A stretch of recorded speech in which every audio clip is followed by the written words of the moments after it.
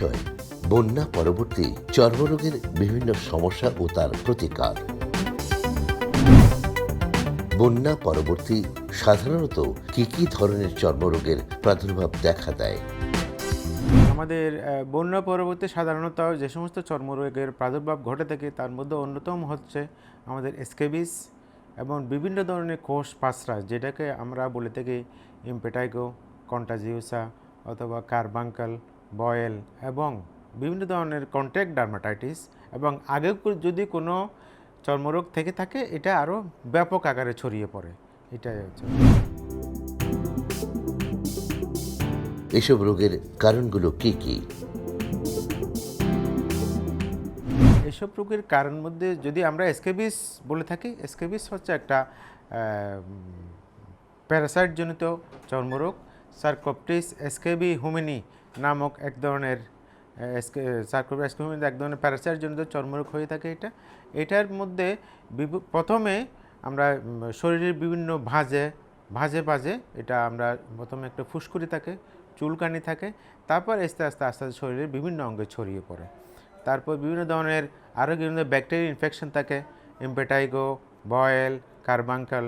এগুলো যখন বন্যার পানিতে বিভিন্ন ধরনের প্যারাসাইট থাকতে পারে, বিভিন্ন ধরনের ব্যাকটেরিয়া থাকতে পারে, ওই সমস্ত প্যারাসাইট ব্যাকটেরিয়া যখন একজন বন্যায় আক্রান্ত একটা মানুষের সাথে বন্যার যে পানি যখন সংস্পর্শে আসে, তখন আমরা এই জন্য বিভিন্ন ভাইরাস ব্যাকটেরিয়ায় একটা বন্যা পরবর্তী এটা দেখা দিতে পারে। সাধারণত কোন বয়সীদের এসব রোগ বেশি দেখা দেয়?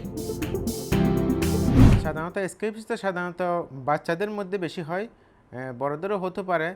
এবং যারা বন্যার সময় দেখা যাচ্ছে যে একটা ঘরের মধ্যে যারা একটু উঁচু জায়গায় যারা থাকে, ওখানে এই সমস্ত জায়গায় অনেকগুলো লোক একসাথে ক্রাউডেড একসাথে থাকতেছে, যেহেতু বিভিন্ন জায়গায় পানি উঠছে তার ঘরের মধ্যে, যেখানে একটু উঁচু জায়গা আছে ওখানে ওরা অনেক ক্রাউডেডলি থাকতেছে।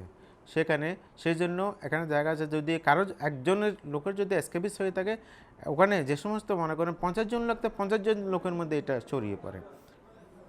আর বিভিন্ন ব্যাকটেরিয়াল জারিত ইনফেকশন এটা হতে পারে। এসব রোগের চিকিৎসা পদ্ধতি কি? যদি স্কেবিস হয়ে থাকে, আমরা বিভিন্ন ধরনের যদি ইনফেকশন থাকে, আমরা এটাকে প্রথমে অ্যান্টিবায়োটিক দিয়ে আমরা চিকিৎসা করব, প্রপার অ্যান্টিবায়োটিক। যদি চুলকানি থাকে আমরা একটা অ্যান্টিহিস্টামিন দেবো এর মধ্যে। আর যদি কিছু স্কেবিসিডাল কিছু ড্রাগস আছে, পানমিথ্রিন লোশন আছে, ক্রিম আছে, ক্রোটামিটন লোশন আছে, বেনজাইল পারক্সাইড নামে একটা ওষুধ আছে 25%। এটা বিভিন্ন সরকারি হাসপাতালে সব সময় সাপ্লাই থাকে। আমরা এটা দিয়ে আমরা রোগীকে চিকিৎসা করব। সবচাইতে বড় কথা হচ্ছে এ ধরনের চিকিৎসা আক্রান্ত সবাইকে একসাথে করতে হবে। সবাইকে একসাথে না করলে, একজনকে করলে উনি ভালো হয়ে গেল, যিনি আরও একজন যে আক্রান্ত আছেন উনি আবার পরিবারের অন্যান্য সদস্যের মধ্যে এই রোগ ছড়াবে। সেজন্য আমরা বলে থাকি যে এটা মাস ট্রিটমেন্ট, গণ চিকিৎসা বলা হচ্ছে। সবাইকে একসাথে চিকিৎসা করতে হবে এবং তারপর এই রোগটা ভালো হয়ে যাবে। আর যদি জীবনের ব্যাকটেরিয়া ইনফেকশন আমি যেগুলো বলেছি, ইম্পেটাইগো, তারপর বয়েল, কারবাঙ্কেল, এগুলোতে আমরা ব্রড স্পেকট্রাম অ্যান্টিবায়োটিক, ফ্লুক্লোক্সাসিলিন অথবা ডাইক্লোক্সাসিলিন যেগুলো আছে, অথবা সেভোরোক্সিন first generation, second generation, third generation, আমরা রোগের প্রকোপ বুঝে আমরা বিভিন্ন ধরনের অ্যান্টিবায়োটিক প্রয়োগ করে থাকি। এসব রোগ থেকে পরিত্রাণ পাওয়ার উপায় কি?